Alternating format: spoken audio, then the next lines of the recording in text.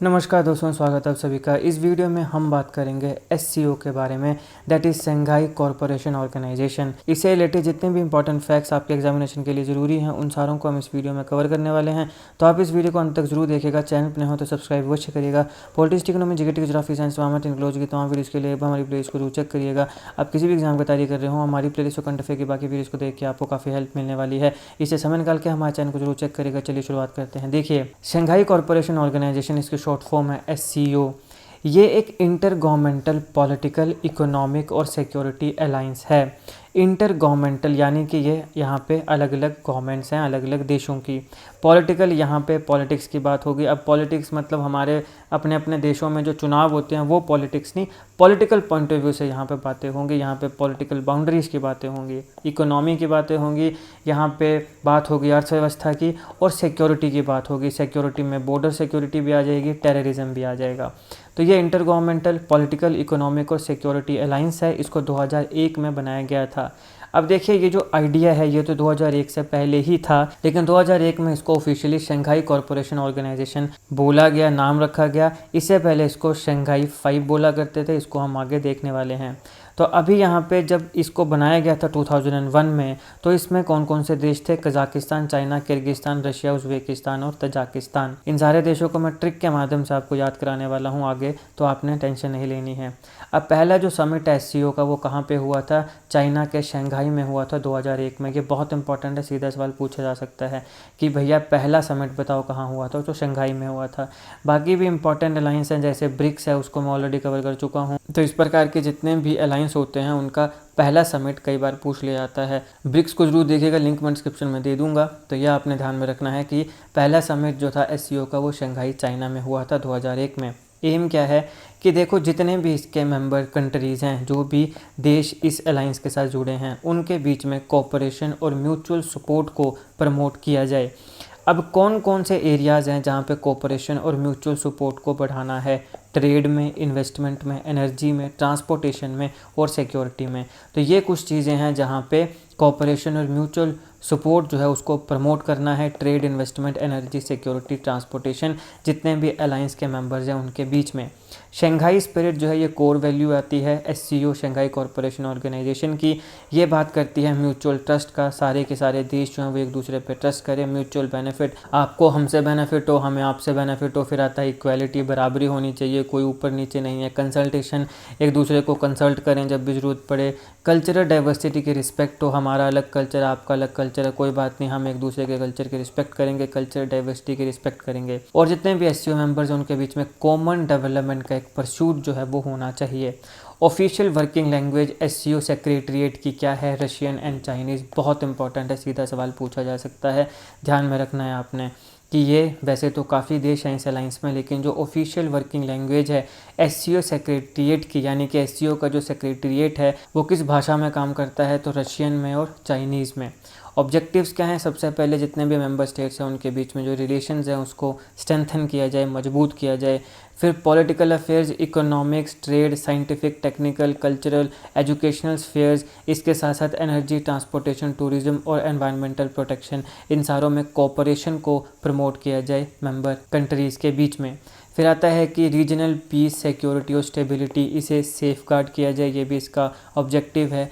एक democratic, equitable, international political और economic order जो है उसे क्रिएट किया जाए। कंपोजिशन की बात करें तो देखिए, 2001 में जब से एससीओ बना है तब से ये निरंतर एक्सपैंड होता जा रहा है। इस पॉइंट ऑफ टाइम पे इसके 8 मेंबर्स हैं। अगर हम इसके क्रोनोलॉजी को देखें तो सबसे पहले 1996 में शंघाई 5, मैंने आपको बताया पहले भी कि मैं आपको आगे वाले स्लाइड्स में बताने वाला हूं, तो ये यहाँ पे आ गया। शंघाई 5 बना था सबसे पहले 1996 में। शंघाई 5 को 5 कंट्रीज़ ने इस्टेब्लिश किया था, कजाकिस्तान, चाइना, किर्गिस्तान, रशिया और तजाकिस्तान। अब इन्हें याद रखने का क्या ट्रिक है? चाइना के खराटे से। अभी पूरा सेंटेंस जो है वो धीरे धीरे बनेगा, जैसे ही कंट्रीज़ ऐड होती जाएंगी, तो आपने ऐसे क्रोनोलॉजिकली याद रखना है। चाइना के खराटे से, चाइना से आ गया चाइना, के से आ गया किर्गिस्तान, खराटे में ख से आ गया कजाकिस्तान, र से आ गया रशिया और टे से आ गया तजाकिस्तान। एस से कुछ नहीं है। तो चाइना के खराटे, यहाँ पे आपने ये ध्यान रखना है, चाइना के खराटे, ये शंघाई 5 है। इन 5 देशों ने मिलकर बनाया था चाइना के खराटे। चाइना, किर्गिस्तान, कजाकिस्तान, रशिया और तजाकिस्तान।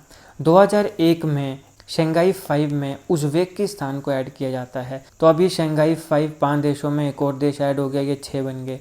जैसे 6 बन गए तो जो शंघाई 5 था इस नाम को बदल के रख दिया गया SCO, शंघाई कॉरपोरेशन ऑर्गेनाइजेशन। तो इसीलिए मैंने कहा कि SCO को फॉर्मली कब इस्टेब्लिश किया गया था, 2001 में। हालांकि इसकी जो बीज हैं वो इससे पहले ही बो दिए गए थे। 1996 में बना था शंघाई 5, लेकिन 2001 में जब उज़्बेकिस्तान इसमें ऐड हुआ तो ये बन गया SCO। तो यहाँ पे चाइना के खराटे से ऊब गए। अब खराटे तो हमने पहले देख लिया था, तो अब क्या हो गए, ऊब गए। तो चाइना के खराटे से ऊब गए चाइना, फिर किर्गिस्तान, कजाकिस्तान, रशिया, तजाकिस्तान और ऊब गए में उज़्बेकिस्तान। कब ऐड हुआ, 2001 में। शंघाई 5 का नाम बदल के SCO रख दिया गया। 2015 में रशिया के उफा में SCO ने डिसाइड किया कि हम भारत और पाकिस्तान को भी as a full members SCO में ऐड करेंगे। 2016 में इंडिया और पाकिस्तान ने उज़्बेकिस्तान के ताशकंद में MOU साइन किया और फॉर्मल प्रोसेस जो है SCO में फुल मेंबर की तरह ज्वाइन होने की उसे स्टार्ट कर दिया। 2017 में अस्ताना में भारत और पाकिस्तान ने ऑफिशियली SCO को ज्वाइन कर लिया एज अ फुल मेंबर। अब ये भी काफ़ी इंपॉर्टेंट है।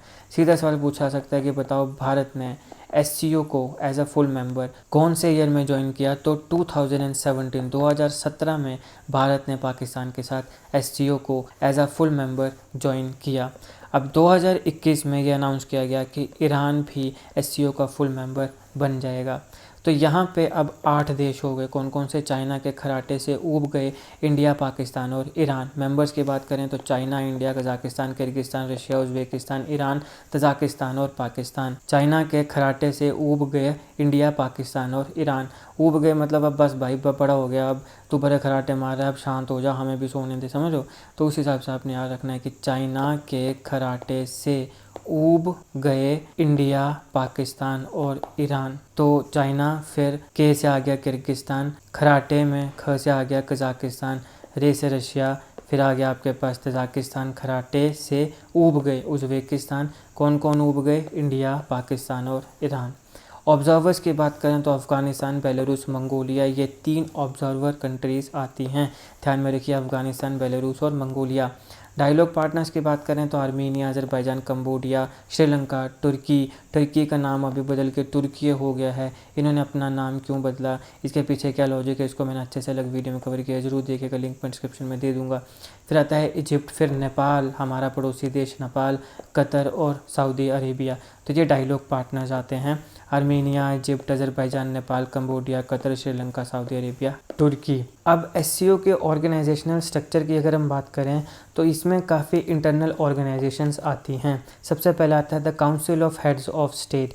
ये हाईएस्ट डिसीजन मेकिंग बॉडी है SCO में, और यहाँ पे जितने भी मेंबर कंट्रीज़ हैं उन सारों के हेड ऑफ स्टेट्स आते हैं। यहाँ पे एनुअली ये मिलते हैं और ओवरऑल जो डायरेक्शन है इस ऑर्गेनाइजेशन की उसके ऊपर बात करते हैं, उसे ये बेसिकली सेट करते हैं कि अगले 1 साल में हम क्या करने वाले हैं। फिर आता है council of heads of government. ये सेकंड हाईएस्ट काउंसिल मानी जाती है इस ऑर्गेनाइजेशन की। यहाँ पे ये एनुअल समिट यानी साल में 1 बार समिट करती है। अलग अलग जो मेंबर कंट्रीज़ हैं वो मल्टीलेटरल कोऑपरेशन के जो इश्यूज़ हैं उसे डिस्कस करती है। फिर आते हैं council of ministers of foreign affairs. यहाँ पे जो फॉरेन मिनिस्टर्स हैं सारे ही अलग अलग मेंबर कंट्रीज़ के, वो सारे आते हैं, और यहाँ पे ऑर्गेनाइजेशन की जो फॉरेन पॉलिसी है उसे कोऑर्डिनेट करना इनकी रिस्पॉन्सिबिलिटी होती है। फिर आता है council of national coordinators.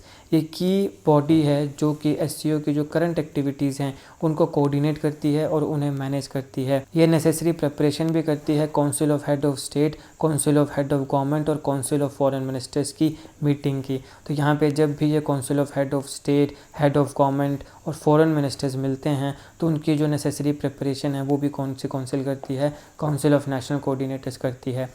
The secretariat, जिसके मैंने कहा कि ऑफिशियल लैंग्वेजेस 2 हैं, रशिया और चाइना। ये एक एडमिनिस्ट्रेटिव आर्म है SCO की। इसका काम क्या है कि इस ऑर्गेनाइजेशन के जितने भी डिसीजंस हैं उन्हें कोऑर्डिनेट करे और उनको इम्प्लीमेंट करे। अब जो सेक्रेटरीट कहाँ पे है SCO का, बीजिंग में है। काफ़ी इंपॉर्टेंट है, सीधा सवाल पूछा जा सकता है, बताइए कि SCO शंघाई कॉरपोरेशन ऑर्गेनाइजेशन का सेक्रेटरीट कहाँ पर है, तो बीजिंग में है। और यहाँ पे ये मेन परमानेंट एग्जीक्यूटिव बॉडी है द सेक्रेटरीट SCO की। सेक्रेटरीट जो है उसे सेक्रेटरी जनरल हेड करता है और इसको council of ministers of foreign affairs के द्वारा नॉमिनेट किया जाता है और हेड्स ऑफ स्टेट काउंसिल के द्वारा अप्रूव किया जाता है। फिर आता है rats, regional anti terrorist structure. ध्यान रखिए, मैंने आपको पहली स्लाइड में बताया था कि ये इंटर गवर्नमेंटल पॉलिटिकल, इकोनॉमिक और सिक्योरिटी अलाइंस है। तो सिक्योरिटी में मैंने बताया था बॉर्डर सिक्योरिटी भी आती है, टेररिज्म भी आता है। तो यहाँ पर एक इसके अंदर इंस्टीट्यूशन काम करता है, rats the regional anti terrorist structure. इसकी रिस्पॉन्सिबिलिटी क्या है कि जितने भी मेंबर कंट्रीज़ हैं उनके बीच में कोऑर्डिनेट किया जाए। किस चीज़ के लिए? टेररिज्म, सेपरेटिज्म और एक्सट्रीमिज्म को कम्बैट करने के लिए। रैट्स का हेडक्वार्टर कहाँ पे है? उज़्बेकिस्तान के ताशकंद में है, पूछा जा सकता है, ध्यान में रखिएगा। Rats the regional anti terrorist structure, ये एक इंस्टीट्यूशन है अंडर SCO। बताओ इसका हेडक्वार्टर कहाँ पे है? ताशकंद, उज़्बेकिस्तान में। फिर आता है SCO की बिज़नेस काउंसिल। यहाँ पे जो बिज़नेस कम्युनिटीज़ हैं अलग अलग मेंबर कंट्रीज़ की, उनके रिप्रेजेंटेटिव्स आते हैं और उनका एम क्या है कि जितने भी मेंबर कंट्रीज़ हैं उनके बीच में इकोनॉमिक कोऑपरेशन और इन्वेस्टमेंट को प्रमोट किया जा सके। फिर आता है SCO इंटर बैंक कंसोर्टियम। यहाँ पे जितने भी मेंबर कंट्रीज़ हैं उन सारों के सेंट्रल बैंक्स आते हैं और एम क्या है, जितने भी मेंबर कंट्रीज़ हैं उनके बीच में जो फाइनेंशियल कॉरपोरेशन है उसे प्रमोट किया जाए।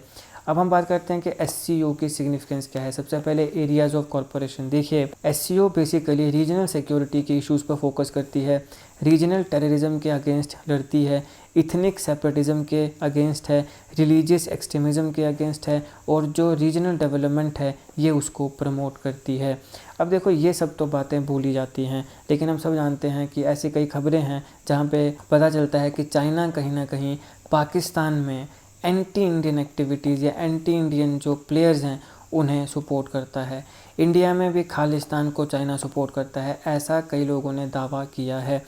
तो यहाँ पे ये जो बात आती है ना कि रीजनल टेररिज्म और सेपरेटिज्म जो है उसको हम फाइट कर रहे हैं, तो ये कहीं ना कहीं खोखला लगता है, क्योंकि ग्राउंड जीरो में जब देखते हैं तो वैसा नहीं देखने को मिलता है। फिर एक और सिग्निफिकेंस ये है कि वर्ल्ड GDP और लार्जर पॉपुलेशन को ये अकोमोडेट करती है। ग्लोबल पॉपुलेशन का 40% SCO मेंबर्स में आता है और अगर हम बात करें ग्लोबल GDP की तो उसका 20%, देखिए 40% पॉपुलेशन आ रही है, 20% आपके पास GDP पूरी दुनिया की इन देशों में आ रही है। और वर्ल्ड के लैंड मास को देखा जाए तो उसका भी 22% SCO मेंबर्स में आ रहा है। तो ये जो अलाइंस है ये काफ़ी बड़ा अलाइंस है, पूरी दुनिया के 40% पॉपुलेशन को रिप्रेजेंट करता है, 20% GDP को रिप्रेजेंट कर रहा है, 22% वर्ल्ड के लैंड मास को रिप्रेजेंट कर रहा है। स्ट्रेटेजिक सिग्निफिकेंस क्या है? देखिए, पोटेंशियली ये एक कैटलिस्ट की तरह काम करता है रीजनल इंटीग्रेशन को अचीव करने के लिए एशियन कंट्रीज़ के बीच में, और अक्रॉस बॉर्डर जो स्टेबिलिटी है उसे भी प्रमोट करता है। तो क्या ये असल में करता है? क्योंकि ये बोला तो जा रहा है, लेकिन कि ये करता है? इंडिया और चाइना के बॉर्डर डिस्प्यूट्स को देख के तो लगता है कि ये कहीं ना कहीं अपना काम उतने एफिशिएंटली नहीं कर पा रहा है। फिर देखिए SCO के एफर्ट हैं कि जो कनेक्टिविटी है अपने एरियाज़ के तहत उसे भी इम्प्रूव किया जा सके। Bull walk against terrorism and drug trafficking, इसका फोकस है काउंटर टेररिज्म, और जो ड्रग ट्रैफिकिंग है उसे भी कम किया जाए, मिलिट्री कोऑपरेशन बढ़ाई जाए, इकोनॉमिक कोलैबोरेशन के ऊपर भी काम किया जाए। कंपैरिजन विद क्वाड, अब इसका कंपैरिजन किया जाता है क्वाड के साथ। देखिए SCO को ग्रेटेस्ट कैपेसिटी और एडवांस्ड शेयर मिलिट्री और सिक्योरिटी गोल्स की तरह देखा जाता है। बेसिकली क्वाड के कंपैरिजन में इसको थोड़ा सा एडवांस देखा जाता है। यहाँ पे रेंज ऑफ इनिशिएटिव्स हैं, जैसे कि पीस मिशन ड्रिल्स हैं जहाँ पे सारे के सारे मेंबर्स आते हैं, और कई रिफॉर्म्स भी समय के साथ SCO में हमें देखने को मिले जो क्वाड में नहीं मिलते हैं। इम्पोर्टेंस और रिलीवेंस की बात करते हैं SCO की भारत के लिए। अब हम अपने देश की बात करते हैं। सबसे पहले काउंटर टेररिज्म, SCO का फोकस है काउंटर टेररिज्म और सिक्योरिटी ऑपरेशन। ये की कंसर्न है हमारे भारत में, क्योंकि हमारा जो पड़ोसी है पाकिस्तान वो अपनी हरकतों से बाज नहीं आता है और आतंकवाद पे आतंकवाद हमारे देश में भेजता रहता है।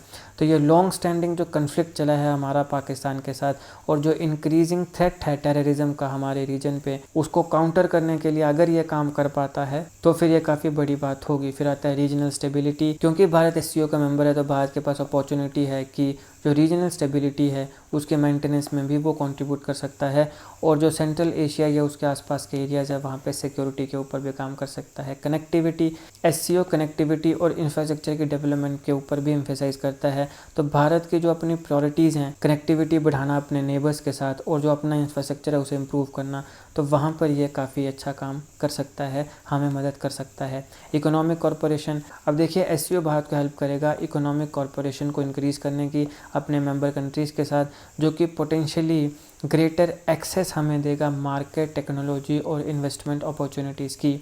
मल्टीलेटरल डिप्लोमेसी की बात करें तो एससीओ एक प्लेटफॉर्म प्रोवाइड करता है भारत को, ताकि मल्टीलेटरल डिप्लोमेसी में भी वो अपने आप को इंगेज कर सके और जो मेंबर कंट्रीज़ हैं उनके साथ अपनी इंगेजमेंट को और ज़्यादा बढ़ा सके। सेंट्रल एशिया के साथ रिश्ते बेटर करना, एससीओ एक पोटेंशियल प्लेटफॉर्म है भारत के जो कनेक्ट सेंट्रल एशिया पॉलिसी है उसको एडवांस करने के लिए। चैलेंजेस क्या हैं भारत के लिए एससीओ? चाइना और रशिया के साथ जो टाइज़ हैं उसे बैलेंस करना। अब भारत जो है वो क्वाड का भी मेंबर है, आप सब जानते हैं। क्वाड को मैंने अच्छे से अलग वीडियो में कवर किया है, ज़रूर देखिएगा, लिंक मैं डिस्क्रिप्शन में दे दूंगा। ब्रिक्स को भी कवर किया है, क्वाड को भी, दोनों के लिंक डिस्क्रिप्शन में मिल जाएंगे। तो भारत क्वाड का भी हिस्सा है, क्वाड में अमेरिका भी आता है। तो अभी यहाँ पे एससीओ में जब रशिया और चाइना, जिनकी अमेरिका के साथ नहीं बनती है, वहाँ पे इंडिया पार्टिसिपेट कर रहा है, तो यहाँ पे अपने रिलेशंस को बैलेंस करना, और दो मेजर पावर्स जो हैं चाइना और रशिया, एक तरफ वो हैं और दूसरी तरफ एक मेजर पावर अमेरिका, इन दोनों में बैलेंस करना कई बार चैलेंजिंग हो जाता है ग्लोबल प्रायोरिटीज़ और रीजनल प्रायोरिटीज़ को देखते हुए। फिर आता है रीजनल सिक्योरिटी कंसर्न्स को एड्रेस करना। देखिए इंडिया जब एससीओ में पार्टिसिपेट करता है तो एक बहुत बड़ा चैलेंज है कि जो सिक्योरिटी इश्यूज़ हैं, टेररिज्म, सेपरेटिज्म, एक्सट्रीमिज्म, यहाँ पे बाकी मेंबर स्टेट्स के साथ कोलैबोरेशन करनी है। बाकी मेंबर स्टेट्स यहाँ पे मुख्यतः पाकिस्तान ही आ रहा है, क्योंकि भारत और पाकिस्तान इकट्ठे ही एससीओ के मेंबर बने हैं।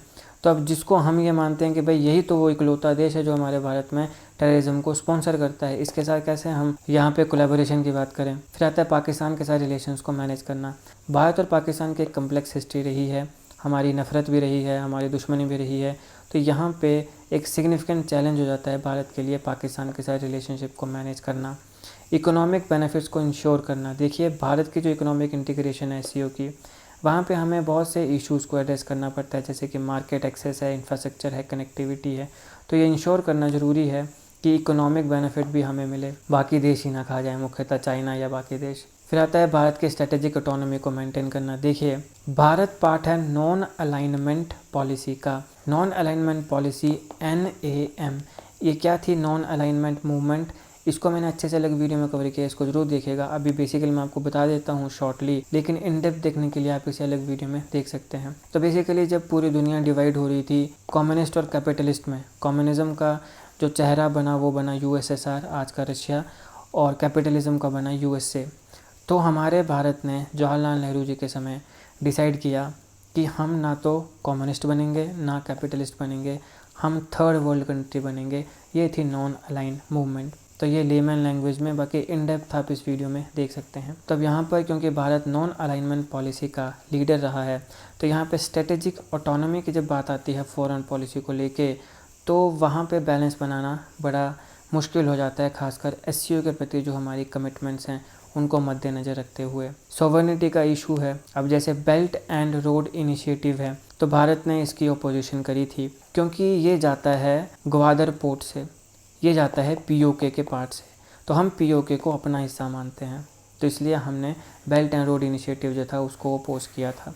लेकिन एससीओ के बाकी मेंबर्स थे जिन्होंने चाइना के इस प्रोजेक्ट को एम्ब्रेस किया था। तो यहाँ पे सॉवरेनिटी की बात आ जाती है, यहाँ पे संप्रभुत्व की बात आ जाती है, क्योंकि जो बेल्ट एंड रोड इनिशिएटिव है वो कहाँ से जा रहा है? वो POK से जा रहा है, पाकिस्तान ऑक्युपाइड कश्मीर। इसको भारत अपना हिस्सा मानता है। POK और बलूचिस्तान, इन दोनों टॉपिक्स को मैंने अच्छे से अलग वीडियो में कवर किया है। पाकिस्तान ऑक्युपाइड कश्मीर की हिस्ट्री क्या है, इसकी सिग्निफिकेंस क्या है, यहाँ पे कौन से नेचुरल रिसोर्सेज पाए जाते हैं, और यहाँ के लोग पाकिस्तान के गवर्नमेंट के खिलाफ प्रोटेस्ट क्यों कर रहे हैं।